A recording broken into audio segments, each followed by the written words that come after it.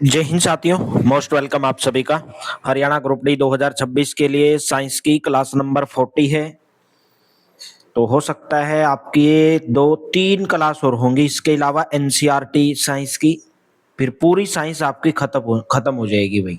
लगभग यानी कि मान के चलो 1400 क्वेश्चन। तो ये जो 1400 क्वेश्चन आपके लिए रामबाण है। 15 में से एक एक क्वेश्चन यहाँ से आएगा भाई। जिसने ये सीरीज कंप्लीट करेगा उसके बाद में जो हमारी क्लासेज आती हैं डेली सुबह 7 बजे Haryana GK Haryana current affairs की क्लास आती है। डेली सुबह 11 बजे हमारी इंडिया जीके की क्लास आती थी। इंडिया जीके हमने कंप्लीट कर ली है। अभी हम इंडिया जीके को तब हाथ लगाएंगे जब आपका एग्जाम नजदीक आ जाएगा, यानी कि एग्जाम की डेट आ जाएगी भाई। ठीक है, पूरा हम फिर जैसे polity, history, geography subject wise एक एक मैराथन, एक क्लास के अंदर एक पॉलिटी आपकी ऐसे खत्म करवाएंगे। साइंस आपकी डेली दोपहर को 2 बजे क्लास आती है। डेली मॉक टेस्ट होता है लाइव रात को 9 बजे। तो कल से आपको हिंदी की क्लास मिलेगी डेली सुबह 11 बजे भाई। ठीक है, 20 से 22 दिन के अंदर पूरी हिंदी खत्म हो जाएगी। उसके बाद में हमारी साइंस एनसीईआरटी खत्म होने के बाद मैंने आपको बोला था कि मैं पीवाईक्यू कराऊंगा, लेकिन पीवाईक्यू करने का कोई फायदा नहीं है। बस आप, क्योंकि आप बहुत बार कर चुके हैं, जितनी बार भी एग्जाम आता है आप पीवाईक्यू करते हैं। तो मेरे दोस्तों बार बार करने का, उसी चीज को दोहराने का, या वहां से ज्यादा क्वेश्चन भी नहीं, पीवाईक्यू से एक आपको आइडिया आता है कि किस प्रकार के क्वेश्चन पूछे जाते हैं। तो पीवाईक्यू भी मैं बहुत बार करवा चुका हूं। अगर आप देखना चाहते हैं, मैंने सभी सब्जेक्ट के करवाए हुए हैं, प्लेलिस्ट में जाकर के देख लेना। लेकिन इसके बाद में हम साइंस की एनसीईआरटी खत्म होने के बाद में इंग्लिश की शुरुआत करेंगे। ठीक है, तो अब आपके सभी सब्जेक्ट कवर हो जाएंगे। डेली मॉक टेस्ट होता है रात को 9 बजे, लाइव मॉक टेस्ट होता है। तो आज का हमारा क्वेश्चन है कि यदि किसी व्यक्ति को जरा दूरदृष्टिता दोष है, यानी कि अगर किसी व्यक्ति को प्रेस बायोपिया है, जिसको एज रिलेटेड फार फार साइटनेस भी बोलते हैं, तो उसे कौन सा लेंस का उपयोग करना चाहिए?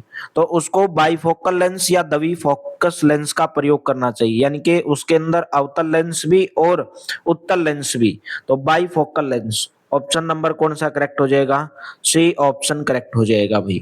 ठीक है, यानी कि किसी व्यक्ति के आंख में अगर दोनों ही प्रकार के दोष, निकट दृष्टि दोष और दूर दृष्टि दोष हो, तो ऐसे व्यक्तियों को वस्तुओं को सही से देखने के लिए द्वि फोकस लेंस यानी कि बाई फोकल लेंस की आवश्यकता होती है।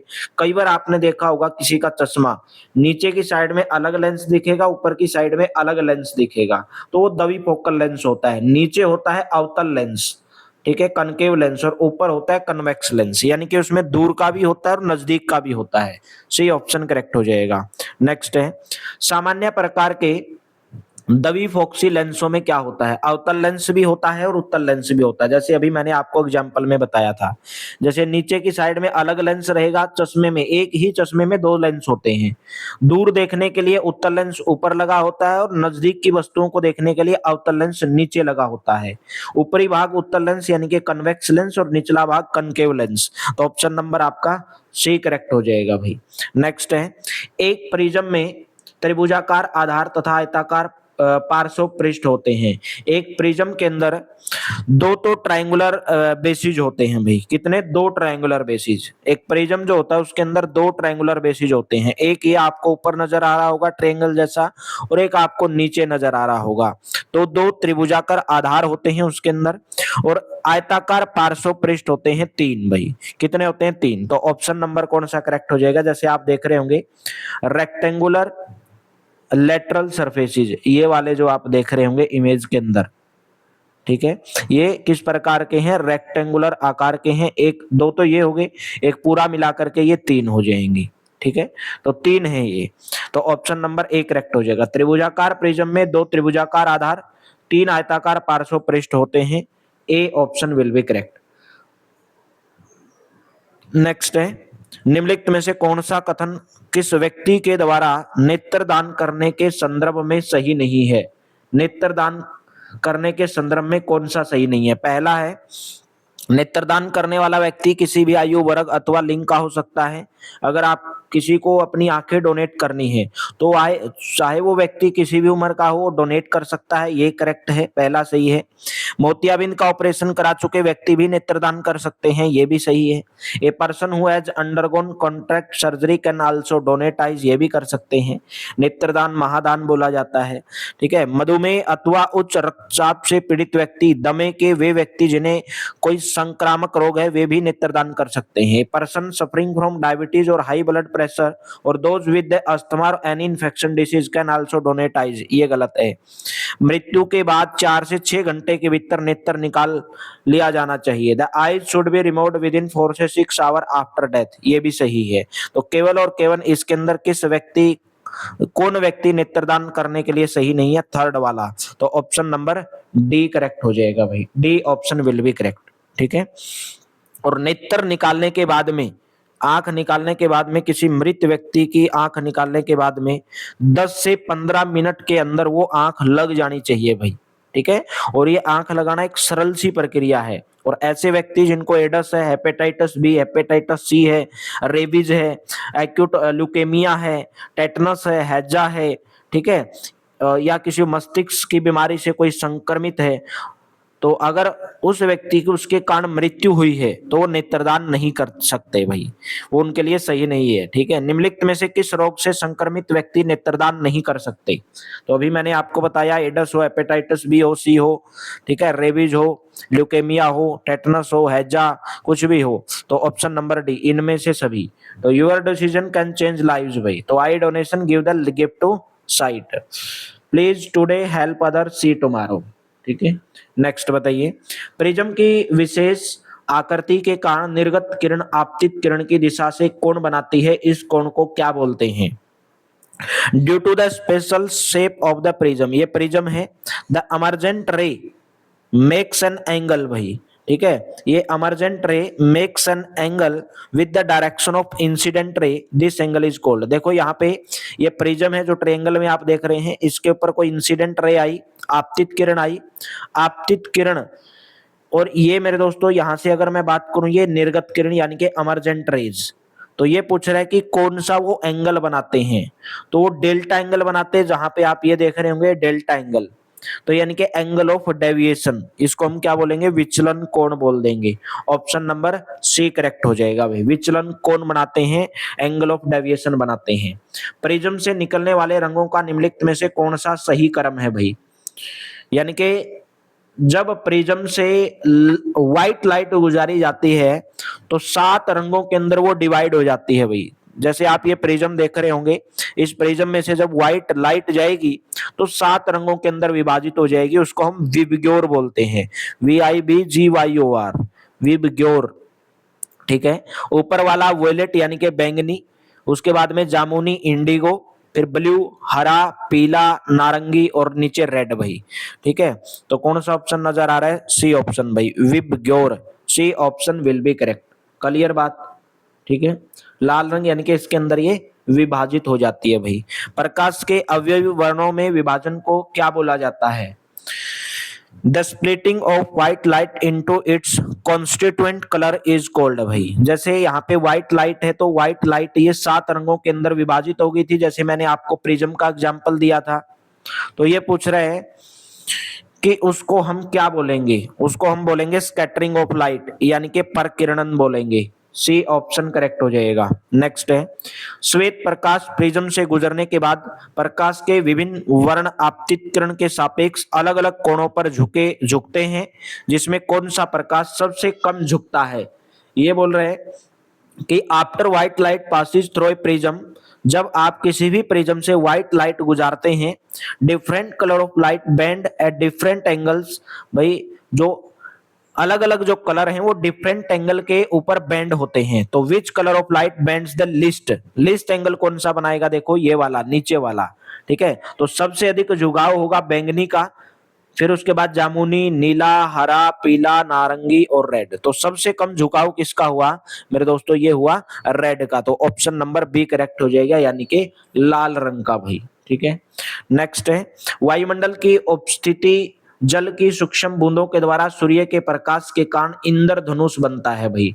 वो इंद्रधनुष बनता है अपवर्तन के कारण, रिफ्रैक्शन के कारण भाई। ठीक है, इंद्रधनुष जब बारिश होती है और जो सनलाइट जिस डायरेक्शन में सन होता है, लगभग ये आपको शाम के टाइम में दिखाई देता है। पश्चिम में अगर सन होगा छिपेगा तो आपको ये पूर्व में दिखेगा इंद्रधनुष, यानी कि सूर्य की अपोजिट साइड में दिखेगा।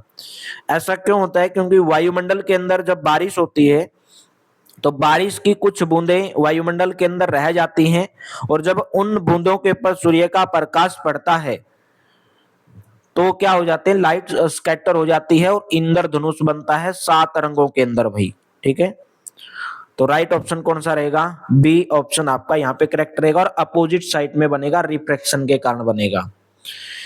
यदि सूर्य की दिशा पश्चिम है तो इंद्रधनुष किस दिशा में बनेगा भाई? तो इंद्रधनुष बनेगा पूर्व दिशा में। तो क्यों बनता है ये मैंने आपको बता दिया, ऑप्शन नंबर सी करेक्ट हो जाएगा। सूर्य अगर पश्चिम में होगा तो इंद्रधनुष पूर्व में बनेगा, रेनबो इन वेस्ट।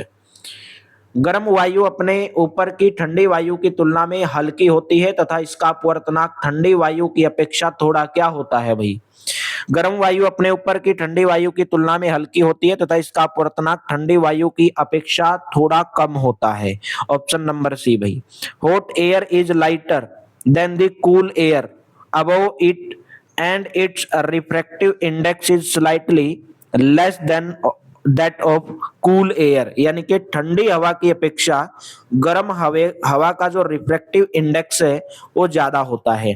जैसे जैसे टेम्परेचर बढ़ेगा तो वायु का जो अपवर्तनांक है यानी कि रिफ्रैक्टिव इंडेक्स है वो थोड़ा क्या हो जाता है, कम हो जाता है। As temperature increases the refractive index of air decreases slightly. ठीक है, तो राइट ऑप्शन कौन सा बन जाएगा? ऑप्शन नंबर सी करेक्ट हो जाएगा। नेक्स्ट है, आकाश में तारे टिमटिमाते प्रतीत होते हैं, ये किस घटना के कारण होते हैं? आकाश में तारों का टिमटिमाना होता है रिफ्रैक्शन के कारण, अपवर्तन के कारण भाई। ठीक है, यानी कि तारों के प्रकाश का जो टिमटिमाना है, twinkle of star is due to the refraction of light in the earth atmosphere. B option आपका यहाँ पे करेक्ट हो जाएगा। ठीक है, देखिए पृथ्वी के वायुमंडल में एंटर करने के बाद पृथ्वी का जो तल है उस पर पहुंचने तक तारे का जो प्रकाश है वो क्या होता रहता है, अपवर्तित हो जाता है, रिफ्रैक्शन हो जाता है उसके अंदर। और वायुमंडलीय अपवर्तन जो एटमॉस्फेरिक रिफ्रैक्शन है उसी मीडियम में होता है जिसमें जो अपवर्तनांक हो, जिस मीडियम का क्या हो, रिफ्रैक्टिव इंडेक्स हो। क्योंकि वायुमंडल तारे के प्रकाश को अभिलंब की ओर झुका देता है और तारे की आभासी स्थिति उसकी वास्तविक जो स्थिति है उससे कुछ हमें भिन्न प्रतीत होती है। ठीक है, तो ऑप्शन नंबर कौन सा करेक्ट हो जाएगा? बी ऑप्शन करेक्ट हो जाएगा। नेक्स्ट है, निम्न में से किस कारण से सूर्य हमें वास्तविक सूर्योदय से लगभग 2 मिनट पूर्व दिखाई देने लगता है तथा वास्तविक सूर्यास्त के लगभग 2 मिनट पश्चात तक दिखाई देता रहता है? आपने कई बार देखा होगा जब सुबह सुबह सूर्य उगता है तो उससे लगभग 2 मिनट पहले हमें वो दिखाई देने लगता है, हल्का हल्का ऐसे दिखाई देने लगेगा, और सूर्यास्त के लगभग 2 मिनट के बाद तक वो हमें दिखाई देता रहता है। तो ये जो घटना होती है वायुमंडलीय अपवर्तन के कारण होती है, यानी कि एटमॉस्फेरिक रिफ्रैक्शन के कारण होती है। Due to atmospheric refraction the sun appears to us before its actual position at sunrise and remain visible after its actual position at sunset. भाई निम्नलिखित में से कौन सी घटना प्रकाश का प्रकीर्णन के कारण से नहीं होती है? प्रकाश के प्रकीर्णन भाई, blue colour of the sky, ये आपका जो फिनोमिनन है ये स्कैटरिंग ऑफ लाइट के कारण ही होता है। स्कैटरिंग किसको बोलते हैं? When light hits particle and spread in different direction, जब प्रकाश कणों से टकराकर विभिन्न दिशाओं में बिखर जाता है तो उसको स्कैटरिंग बोलते हैं। तो आकाश का नीला रंग स्कैटरिंग ऑफ लाइट के कारण होता है। Colour of deep sea water, गहरे समुद्र के जल का रंग, ये भी स्कैटरिंग ऑफ लाइट के कारण होता है। Reddish appearance of sun during sunrise and sunset, जैसे मैंने आपको बताया था सूर्योदय और सूर्यास्त के समय सूर्य का रक्ताभ दिखाई देना, इनके लाल दिखाई देना, ये भी स्कैटरिंग ऑफ लाइट के कारण होता है। लेकिन twinkle of stars and planets, ग्रहों का टिमटिमाना, ये भाई आपके प्रकाश के स्कैटरिंग ऑफ लाइट के कारण नहीं होता है। तो राइट ऑप्शन कौन सा बन जाएगा, डी ऑप्शन आपका यहाँ पे करेक्ट हो जाएगा। आकाश का नीला रंग हो, गहरे समुद्र के जल का रंग नीला हो, सूर्योदय सूर्यास्त के समय सूर्य का रक्ताभ दिखाई देना हो, ये सभी जो घटनाएं हैं ये स्कैटरिंग ऑफ लाइट के कारण होती हैं। तो ऑप्शन नंबर डी करेक्ट हो जाएगा। टिंडल प्रभाव किस प्रघटना से उत्पन्न होती है, Tyndall effect. Particles of colloid scatter light, यानी कि कोलॉइड के कण प्रकाश को प्रकीर्णित करते हैं, जिसे प्रकाश की किरणें स्पष्ट दिखाई देती हैं, इसे टिंडल प्रभाव बोलते हैं। टिंडल इफेक्ट किसको बोलते हैं, particles of colloid scatter light making the path of light visible, this is called Tyndall effect. जैसे आपने कई बार घरों के अंदर देखा होगा, आपके घर में छोटा जंगला होगा या कोई भी घर का ऊपर जो रोशनदान हम लगाते हैं, अगर उसको खुला छोड़ेंगे, अगर वो वहां से सूर्य का प्रकाश आ रहा है, भाई सूर्य का प्रकाश बाहर बिल्कुल स्कैटर है, लेकिन जब वो उससे आएगा, जैसे आप यहाँ पे आदमी खड़ा है, ठीक है, यहाँ से सूर्य का प्रकाश आ रहा है, देखो ये सूर्य का प्रकाश जब अंदर आया है एक छोटे से होल से, तो ये क्या हो गया, स्कैटर हो गया। तो Tyndall effect is produced by which phenomenon, तो ये भी किसके कारण होता है, प्रकाश के प्रकीर्णन के कारण, यानी कि स्कैटरिंग ऑफ लाइट के कारण। तो राइट ऑप्शन कौन सा बन जाएगा, ऑप्शन नंबर सी करेक्ट हो जाएगा। निम्नलिखित में से कौन सा कथन टिंडल प्रभाव के बारे में सही नहीं है, टिंडल इफेक्ट के बारे में बताना है कौन सा कथन सही नहीं है। Which of the following statement is not correct regarding the Tyndall effect. Tyndall effect मैंने आपको बता दिया क्या होता है, when a beam of light is passed through a colloid, it's particle scatter the light and make the path of light visible. ठीक है, जैसे यहाँ पे ये गिलास रखा है, तो गिलास के ऊपर जब आप टॉर्च मारोगे तो ये गिलास क्या कर देगा, लाइट को क्या कर देगा, स्कैटर कर देगा। तो इसी को बोलते हैं टिंडल इफेक्ट। पहला है the colour of scatter light depends on the size of the scattering particle. प्रकीर्णित प्रकाश का वर्णन प्रकीर्णन करने वाले कणों के साइज के ऊपर निर्भर करेगा। जितने बड़े पार्टिकल होंगे, यानी कि पार्टिकल के ऊपर ये डिपेंड करेगा, ये भी सही है। Extremely small particle mainly scatter red light, अत्यंत सूक्ष्म कण मुख्य रूप से लाल प्रकाश को प्रकीर्णन करेंगे। बड़े साइज के कण अधिक तरंगदैर्घ्य के प्रकाश को प्रकीर्णन करते हैं। Larger particle scatter light of longer wavelength, कणों का साइज बहुत अधिक है। If the size of particle is very large the scatter light में ऑल्सो अपीयर व्हाइट। तो इसके अंदर जो बी है वो सही नहीं है, बाकी इसके अंदर सभी के सभी सही हैं। ऑप्शन नंबर बी इसके अंदर जो है टिंडल इफेक्ट से रिलेटेड नहीं है। किसी अंतरिक्ष यात्री को आकाश नीले की अपेक्षा काला क्यों प्रतीत होता है, वायुमंडल की अनुपस्थिति, absence of atmosphere, no scattering of light, being at a very high altitude. तो राइट ऑप्शन रहेगा ऑप्शन नंबर डी, यानी कि ऑल ऑफ द अबव, इनमें से सभी भाई। ठीक है, इन सभी के कारण, क्योंकि ऊपर एटमॉस्फेरिक की अनुपस्थिति होती है, वायुमंडल की अनुपस्थिति होती है, स्कैटरिंग ऑफ लाइट नहीं होता है, और वेरी हाई एल्टीट्यूड होने के कारण अंतरिक्ष यात्री को आकाश नीले की अपेक्षा काला प्रतीत होता है। खतरे के संकेत, यानी कि जो सिग्नल आपने देखा होगा, सिग्नल में ग्रीन लाइट होती है नीचे, फिर एक येलो होती है, एक रेड होती है। संकेत, खतरे के संकेत या ट्रैफिक का प्रकाश लाल रंग ही क्यों होता है, क्योंकि लाल रंग जो है वो सबसे कम क्या होता है, स्कैटर होता है, वो सबसे कम बिखरता है। जो लाइट ज्यादा बिखरेगी, जो लाइट ज्यादा स्कैटर होगी, वो क्या हो जाएगी, हमें कम दिखेगी दूर से। लेकिन रेड लाइट कम स्कैटरिंग है, तो इसलिए वो दूर से ही हमें दिखाई देती है। जैसे धुंध वगैरह वगैरह में भी हमें रेड लाइट दूर से ही दिखाई दे जाती है। क्यों, क्योंकि रेड लाइट का जो स्कैटरिंग ऑफ लाइट है वो कम है। Red colour scatters the least, option number C correct हो जाएगा। लाल रंग चाहे धुआं हो, कोहरा हो, ठीक है, उसके अंदर भी आपको दिखाई देगा, दूर से देखने पर भी आपको लाल रंग का ही ये दिखाई देगा। नेक्स्ट है, किसी विद्युत धारा के तत्व तथा बंद पथ को क्या बोलते हैं भाई। पूछा गया है कि what is the continuous and closed path of an electric current called, उसको बोलेंगे विद्युत परिपथ, यानी कि इलेक्ट्रिक सर्किट बोल देंगे भाई।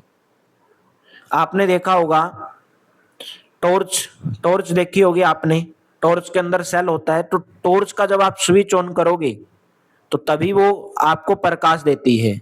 ठीक है, और जो वो स्विच है वो क्या काम करता है, सेल के बीच में और बल्ब, यानी कि जो आपकी टॉर्च है और उसका जो बल्ब है और उसमें आपने जो सेल डाला हुआ है उसके बीच में एक कंडक्टर का काम करता है, यानी कि चालक संबंध को जोड़ता है। तो किसी भी विद्युत धारा के सतत का बंद पथ को विद्युत परिपथ कहते हैं। यदि परिपथ यानी कि अगर इलेक्ट्रिक सर्किट कहीं से टूट जाए, मतलब अगर आप टॉर्च के स्विच को ऑफ कर देंगे तो जो इलेक्ट्रिक करंट का जो प्रवाह वो समाप्त हो जाएगा और बल्ब जो है नहीं जलेगा। जैसे आपने इमेज में देख रहे होंगे, ये सेल ये पॉजिटिव है, ये नेगेटिव है और ये बल्ब है, ठीक है। तो जैसे ही आप ये स्विच ऑन करोगे तो बल्ब जल जाएगा, स्विच ऑफ करोगे तो बल्ब बुझ जाएगा। तो ये इसको हम क्या बोलते हैं, इलेक्ट्रिक सर्किट बोलते हैं, यानी कि इलेक्ट्रिक सर्किट को ये पूरा कर रहा है वही। नेक्स्ट, किसी भी विद्युत धारा के सतत का बंद पथ को हम क्या बोलते हैं, सतत बंद पथ को, ये तो हमारा आ ही गया भाई, इलेक्ट्रिक सर्किट बोल देंगे इसको। विद्युत धारा की जो दिशा है, विद्युत धारा की दिशा होती है, या एक आपसे यहां पे पूछ सकता है कि जो विद्युत आवेश है यानी कि जो इलेक्ट्रिक चार्ज है उसके फ्लो करने की जो रेट है उसको हम क्या बोलते हैं, विद्युत धारा बोलते हैं, इलेक्ट्रिक करंट बोलते हैं।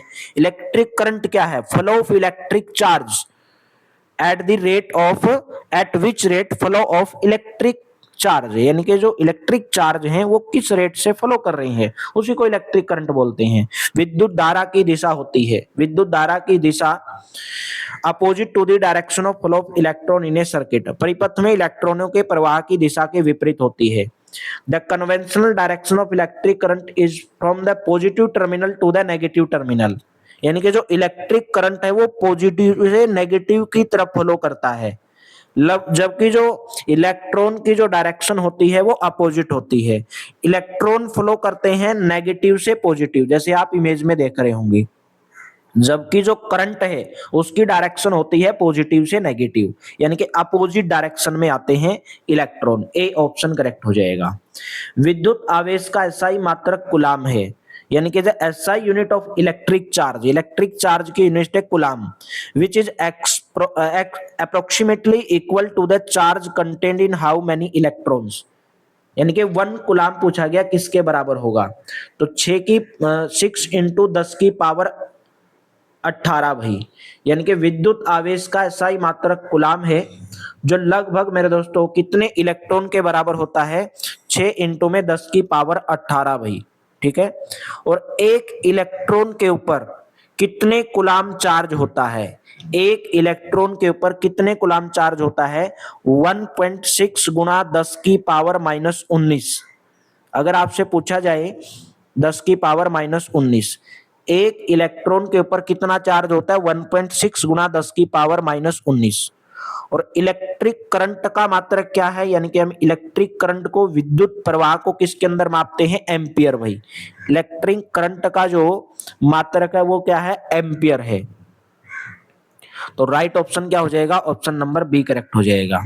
विद्युत धारा का एक मात्रक है जिसे एम्पियर कहते हैं। क्वेश्चन भी आ गया, the unit of electric current, electric current की यूनिट है एम्पियर। इस मात्रक का नाम किस फ्रांसीसी वैज्ञानिक के नाम पर रखा भाई, नाम है उनका आर्द्रे मेरी एम्पियर। सी ऑप्शन करेक्ट हो जाएगा। और एक क्वेश्चन आपसे पूछा जाता है कि जो 1 एम्पियर है वो किसके बराबर होता है, कितने कूलाम के बराबर होता है। 1 एम्पियर 1 कूलाम पर सेकंड, 1 कूलाम पर सेकंड के बराबर होता है। विद्युत धारा के मिली एम्पियर, यानी कि 1 मिली एम्पियर कितने एम्पियर के बराबर होगा, 10 की पावर -3 एम्पियर के बराबर होगा 1 मिलियन एम्पियर। और 1 माइक्रो एम्पियर किसके बराबर होगा, 1 माइक्रो एम्पियर होगा 10 की पावर -6 एम्पियर। ये भी आपको याद रखना है। 1 मिली एम्पियर 10 की पावर -3 एम्पियर के बराबर होता है। 1 माइक्रो, जो यू है ये माइक्रो है, 1 माइक्रो एम्पियर बराबर होगा 10 की पावर -6 एम्पियर। परिपथों की विद्युत धारा मापने के लिए जिस यंत्र का उपयोग किया जाता है उसको हम क्या बोलते हैं, the instrument used to measure electric current in a circuit. Circuit के अंदर इलेक्ट्रिक करंट मापने के लिए एमीटर का प्रयोग किया जाता है, जैसे कि आप इमेज के अंदर देख रहे होंगे, या आपके घर पे कोई बिजली वाला आया होगा, वो ऐसे 2 छड़ी सी लेगा और उसमें से लगा करके देखेगा कि इसके अंदर कितना करंट है। तो एमीटर का उपयोग परिपथ में प्रवाहित धारा यानी कि करंट को मापने के लिए किया जाता है। इसे परिपथ में श्रेणी क्रम में जोड़ा जाता है, ठीक है। तो राइट ऑप्शन बी करेक्ट हो जाएगा, यानी कि एमीटर। निम्नलिखित में से गलत कथन की पहचान कीजिए भाई। Most and most most most important question आ रहे हैं भाई आपके सामने। एक इलेक्ट्रॉन पर 1.6 गुणा 10 की पावर माइनस 19 कुलाम आवेश होता है। ये तो मैंने आपको बताया कि एक इलेक्ट्रॉन के ऊपर कितना चार्ज होता है, 1.6 गुणा 10 की पावर माइनस 19 कुलाम। अलग परिमाण की विद्युत धारा को मिली एम्पियर या माइक्रो एम्पियर में व्यक्त करते हैं। Small value of electric current, यानी कि अगर इलेक्ट्रिक करंट बहुत स्मॉल स्मॉल में है, बहुत कम है, तो उसको हम मिली एम्पियर और माइक्रो एम्पियर, जैसे अभी मैंने आपको बताया था 1 मिली एम्पियर 10 की power minus 3 ampere, 1 micro ampere 10 की पावर माइनस 6 एम्पियर, तो उसके अंदर हम उसको काउंट करते हैं। पहला भी सही, दूसरा भी सही। एमीटर सदैव समांतर क्रम में समायोजित किया जाता है। An ammeter is always connected to parallel, ये गलत है भाई, ठीक है। The unit of electric current is called ampere, विद्युत धारा के मात्रक को एम्पियर बोला जाता है। तो जो एमीटर है is used to measure electric current and it's connected in parallel. Ammeter is always connected in parallel. ये कथन आपका यहाँ पे पूछा गया कि असत्य कथन, तो ये असत्य कथन है भाई इसके अंदर, ठीक है।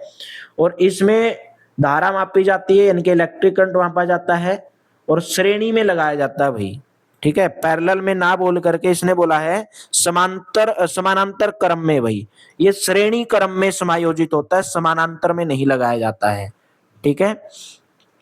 जिसमें जो एक सेल होता है और एक जो विद्युत बल्ब होता है और एक एमीटर कुंजी जुड़े उसके साथ में लगा देते हैं, ठीक है। तो यहाँ पे समानांतर ना आएगा, पैरेलल नहीं आएगा, यहाँ पे श्रेणी क्रम आएगा भाई, श्रेणी क्रम में लगाया जाता है। मोस्ट इंपोर्टेंट है, पूछा गया है एग्जाम के अंदर ये क्वेश्चन।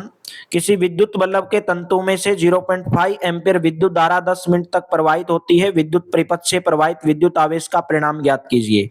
एक current of 0.5 ampere flow through the filament of electric bulb, ये बोला कोई इलेक्ट्रिक बल्ब है और ये इसका फिलामेंट है, और इस फिलामेंट के अंदर जो करंट है वो फ्लो हो रहा है, कितना करंट, 0.5 एम्पीयर का, 0.5 एम्पीयर का, और कितने टाइम के लिए, 10 मिनट के लिए, 10 मिनट के लिए। Find the magnitude of electric charge that flow through the circuit, यानी कि मैग्नीट्यूड ऑफ इलेक्ट्रिक चार्ज हमें निकालना है भाई। सबसे पहले मैं यहाँ पे आई दिया गया है, यानी कि करंट दिया गया है भाई, आई से डिनोट करते हैं इलेक्ट्रिक करंट, यानी कि आई वो कितना है, 0.5 एम्पियर है। यहाँ पे टाइम दिया गया भाई कितना, 10 मिनट दे दी गई है, टाइम दे दी हमको 10 मिनट। सबसे पहले आपको इलेक्ट्रिक चार्ज निकालना है। इलेक्ट्रिक चार्ज की जो यूनिट है वो कुलाम होती है, तो आंसर हमेशा कुलाम में ही आएगा। तो जो क्यू होता है, यानी कि जो इलेक्ट्रिक चार्ज होता है, इलेक्ट्रिक चार्ज को क्यू से डिनोट करते हैं, वो किसके बराबर होता है, इलेक्ट्रिक करंट इनटू में टाइम, यानी कि कितने टाइम में कितना इलेक्ट्रिक करंट फ्लो हुआ, तो आई इंटू में टी, ये इसका फॉर्मूला होता है, आई इंटू में टी। क्लियर बात। तो यहाँ पे 0.5 एम्पियर आपका करंट है, तो यहाँ पे मिनट है भाई, तो मिनट को सेकंड में बदल देंगे, 10 मिनट को सेकंड में बदलेंगे तो 1 मिनट में 60 सेकंड, तो 10 मिनट में 600 सेकंड, तो गुणा के क्या कर दोगे, 600 कर दोगे, तो कितना आ जाएगा, 300 आ जाएगा। ऑप्शन नंबर ए 300 कुलाम, ये आपका चार्ज निकालने का फॉर्मूला है। जब आपको इलेक्ट्रिक करंट दिया गया हो, टाइम दिया गया हो, तो टाइम को आपको सेकंड में कन्वर्ट करना है, ठीक है। नेक्स्ट, विद्युत विभवांतर का एसआई मात्रक वोल्ट है। Most important, the SI unit of electric potential की जो यूनिट है वो वोल्ट है, जिसे इटली के किस भौतिक वैज्ञानिक के नाम पर रखा गया है, वो रखा गया भाई Alessandro Volta. Volt is named after the great Italian physician Alessandro Volta. Option number B correct हो जाएगा। इसकी जो यूनिट है वो क्या है, वोल्ट है। विद्युत विभवांतर की जो यूनिट वोल्ट है। देखो सबसे पहले ये होता क्या है, विद्युत जो आपको इलेक्ट्रिक पोटेंशियल, उसको हम किसको बोलते हैं, कोई भी कंडक्टर है जिसके अंदर से इलेक्ट्रिक करंट फ्लो हो रहा है, उसके दो बिंदुओं के बीच में एक कूलाम चार्ज को एक बिंदु से दूसरे बिंदु तक ले जाने में 1 जूल कार्य किया जाता है, और उन दो बिंदुओं के बीच विभवांतर जो है वो 1 वोल्ट होता है। क्लियर हुई बात। फिर दोबारा से दोहरा रहा हूं, कोई भी आपके पास एक कंडक्टर है जिसमें से इलेक्ट्रिक करंट फ्लो हो रहा है, तो उसके एक सिरे से लेकर दूसरे सिरे तक 1 कूलाम चार्ज को ले जाने में, एक बिंदु से दूसरे बिंदु तक ले जाने में 1 जूल कार्य किया जाता है, और उन दो बिंदुओं के बीच विभवांतर कितना होता है? 1 वोल्ट होता है। तो यहाँ पे 1 वोल्ट किसके बराबर होगा? 1 जूल/1 कूलाम, जूल/कूलाम। ठीक है, तो वोल्ट की जो यूनिट है वो क्या हो जाएगी? जूल पर कूलाम हो जाएगी, जूल पर कूलाम। अगर आपसे पूछा जाए वोल्ट की यूनिट क्या होगी? जूल पर कूलाम होगी, क्योंकि वोल्ट होता ही क्या है भाई? 1 जूल कार्य किया गया एक बिंदु से दूसरे बिंदु को ले जाने पर 1 कूलाम चार्ज को, उसको हम वोल्ट बोलेंगे। तो वोल्ट बराबर जूल पर कूलाम हो जाएगा। नेक्स्ट है, निम्नलिखित में से सही विकल्प की पहचान कीजिए। 1 वोल्ट बराबर जूल/कूलाम, तो ये तो मैंने आपको बताया था। 1 वोल्ट बराबर जूल, देखो यहाँ पे जो ऐसे लिखा होता है ना आपको J C-1 भाई, अगर मैं ये माइनस हटा दूंगा तो पर लग जाएगा। समझ रहे हो बात भाई? जूल पर कूलाम, इसका मतलब तो यही है, जूल पर कूलाम। अगर सी को मैं ऊपर लेके जाऊंगा तो J C-1 हो जाएगा, सेम है दोनों। तो ऑप्शन नंबर सी हो जाएगा, ए और बी। वोल्ट विद्युत विभवांतर की इकाई है, इलेक्ट्रिक पोटेंशियल की पोटेंशियल डिफरेंस की इकाई है, और जो जूल कार्य प्रति कूलाम आवेश के बराबर होती है। तो option number C will be correct. विभवांतर की माप एक यंत्र के द्वारा की जाती है, उस यंत्र को हम क्या बोलते हैं? The measurement of potential difference is made by an instrument is called voltmeter. B option correct हो जाएगा। वोल्टमीटर एक ऐसा यंत्र है जो दो बिंदुओं के बीच विभवांतर यानी कि पोटेंशियल डिफरेंस को मापता है। इसे परिपथ में समानांतर क्रम में जोड़ा जाता है। Voltmeter is an instrument that measure the potential difference between two points. It is connected in parallel in a circuit. B option will be correct. जैसा कि आप इमेज के अंदर देख रहे हो वोल्टमीटर है। निम्नलिखित में से सही विकल्प की आपको पहचान करनी है, सही विकल्प चुनना है। किसी चालक तार में आवेशों के प्रवाह के लिए गुरुत्व बल की भूमिका होती है। इन्हें इलेक्ट करंट कैरिंग वायर, भाई कोई वायर है जब उसके अंदर करंट फ्लो हो रहा है तो ये बोल रहा है कि उसके लिए ग्रेविटेशनल फोर्स का मोस्ट इंपोर्टेंट रोल होता है in the flow of charges. क्या उसके अंदर कोई ग्रेविटेशनल फोर्स की जरूरत होती है? बिल्कुल नहीं भाई, ये तो गलत है, कोई जरूरत ही नहीं होती उसके अंदर भाई। विभवांतर के बिना भी इलेक्ट्रॉन चालक के अनुदिश गति करते हैं। Electrons move along the conductor even without A potential difference, ये भी सही है। ये गलत है भाई, ये आपको सही चुनना है कि सही कौन सा है। तो ये पहले वाला गलत है, दूसरे वाला भी गलत है, क्योंकि विभवांतर के बिना भी इलेक्ट्रॉन चालक के अनुदिश गति करते हैं, ये गलत है। The unit of electric potential difference is voltmeter भाई।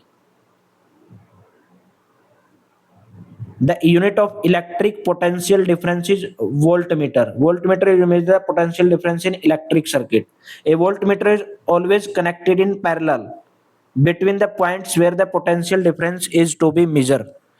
तो मैंने आपको बताया था वोल्टमीटर को सदैव उन बिंदुओं के पार्श्व संयोजित करते हैं जिनके बीच विभवांतर मापना होता है। तो विद्युत विभवांतर का जो मात्रक है वोल्टमीटर होता है, ये भी सही है भाई। वैसे इसके अंदर जो है सही विकल्प का आपको चयन करना है। विद्युत विभवांतर का जो मात्रक है वो वोल्टमीटर होता है। Voltmeter is to measure the potential difference in electric circuit, ये भी सही है। तो इसमें सी और डी दोनों सही होने चाहिए भाई, ठीक है। सी और डी इसके अंदर दोनों सही होने चाहिए भाई।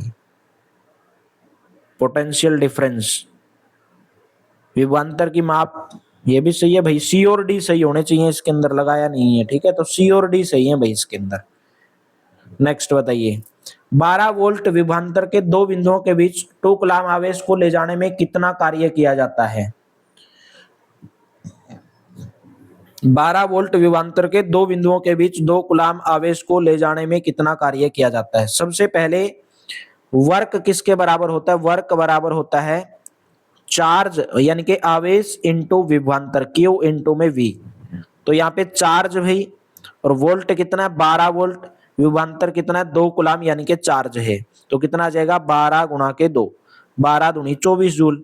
ऑप्शन नंबर ए करेक्ट हो जाएगा। तो मैंने आपको बता ही दिया था कि विभवांतर पोटेंशियल डिफरेंस क्या होता है भाई? दो बिंदुओं के बीच में 1 जूल कार्य किया गया 1 कूलाम चार्ज को ले जाने में, तो वर्क बराबर Q इंटू में V, ये इसका फॉर्मूला होगा भाई। ठीक है, नेक्स्ट है मोस्ट एंड मोस्ट इंपोर्टेंट, बहुत बार पूछा गया हरियाणा ग्रुप डी में तो भाई, और पिछली बार भी पूछा गया। निम्नलिखित में से कौन सा बंद स्विच का प्रतीक है भाई, इसमें से बंद स्विच बताना है कौन सा प्रतीक है, यानी कि क्लोज्ड सर्किट को कौन सा प्रेजेंट करता है, बंद स्विच को, क्लोज स्विच को।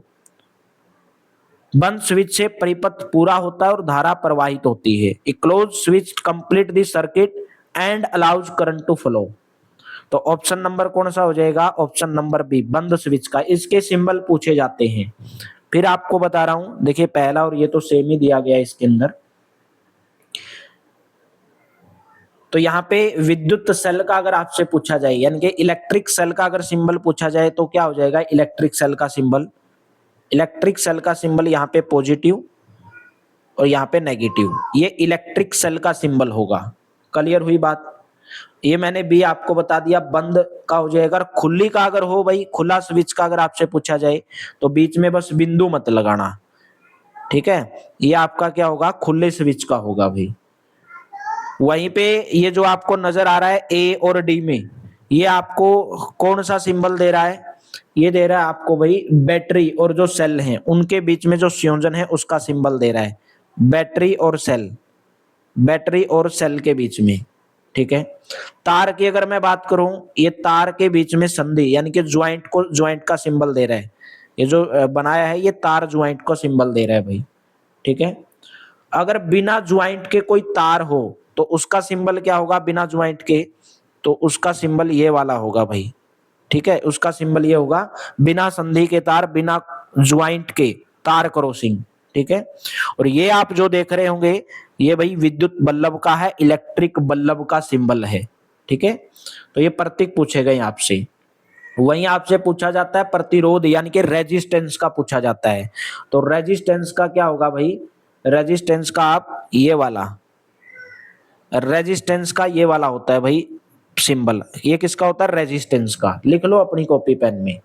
ठीक है, एमीटर का कौन सा सिंबल होगा, ये ए होगा बीच में, और पॉजिटिव और नेगेटिव दो ऐसे सिंबल होंगे, ये एमीटर का होगा। वोल्टमीटर का क्या हो जाएगा, इसके बीच में बस वी लगा दो, ये वोल्टमीटर का हो जाएगा। ये सिंबल है भाई यहाँ पे। ठीक है, नेक्स्ट बताइए, 1827 में किस जर्मन भौतिक वैज्ञानिक ने किसी वस्तु के धातु के तार में प्रवाहित विद्युत धारा तथा उसके सिरों के बीच विभवांतर में परस्पर संबंध का पता लगाया था भाई। In 1827, which German physicist discovered the relationship between the electric current flowing through a metal wire and the potential difference between its end? तो ये पता लगाया था George Simon Ohm. B option correct हो जाएगा। According to Ohm's law, Ohm's law के according at constant temperature यानी कि स्थिर ताप के ऊपर the current flowing through a conductor is directly proportional to the potential difference across its ends, यानी कि जो इलेक्ट्रिक करंट है वो डायरेक्टली प्रोपोर्शनल होता है किसके, उसके जो सिरों के ऊपर जो पोटेंशियल डिफरेंस होता है उसके डायरेक्टली प्रोपोर्शनल। ठीक है, तो ऑप्शन नंबर कौन सा हो जाएगा, बी ऑप्शन आपका यहाँ पे करेक्ट हो जाएगा। नेक्स्ट है, एक विद्युत परिपथ में धातु के तार दो सिरों के बीच विभवांतर जिसमें प्रवाहित होने वाली विद्युत धारा के समानुपाती होता है, परंतु तार का जो ताप समान रहना चाहिए, इसको हम क्या बोलते हैं। In an electric circuit, the potential difference between the two ends of a metal wire is directly proportional to the electric current। जैसे अभी मैंने आपको बताया था I directly proportional to V, तो हम इसको क्या बोल देंगे, ओम का नियम बोलते हैं, ओम्स लॉ बोलते हैं। सी ऑप्शन आपका यहाँ पे करेक्ट हो जाएगा। ठीक है, नेक्स्ट है, एक ओम का नियम का संबंध इनमें से कौन सा कथन सत्य है। ये बोला कि V volt directly proportional to electric current, V बराबर आई आर, आर बराबर V बाई आई, तो क्या इनमें से सभी। इसका आंसर आपको होमवर्क के रूप में कमेंट बॉक्स के अंदर देना है भाई। क्लास कैसी लगी कमेंट बॉक्स में जरूर बताइएगा। अच्छी लगी हो वीडियो को लाइक करिएगा, शेयर करिएगा अपने दोस्तों के साथ में ज्यादा से ज्यादा। बाकी हमारी जो सभी क्लासेस हिंदी की क्लास कल से हम शुरुआत कर रहे हैं। इंडिया जीके कंप्लीट सिलेबस हो चुका है। मैं तभी हाथ लगाऊंगा इंडिया जीके को जब आपके एग्जाम की डेट आएगी। एग्जाम की डेट लगभग 20 से 22 दिन पहले, 21 दिन पहले एग्जाम की डेट आती है। तो एकदम इतने बेहतरीन तरीके से कराऊंगा, बस वही करना है। तब तक जितनी भी मैंने आपको कराई है उसको रिवाइज करते रहो अच्छे तरीके से। डेली सुबह 7 बजे Haryana GK, Haryana current affairs कराई जाएगी। हिंदी डेली सुबह 11 बजे, डेली दोपहर को 2 बजे साइंस, डेली मॉक टेस्ट रात को 9 बजे।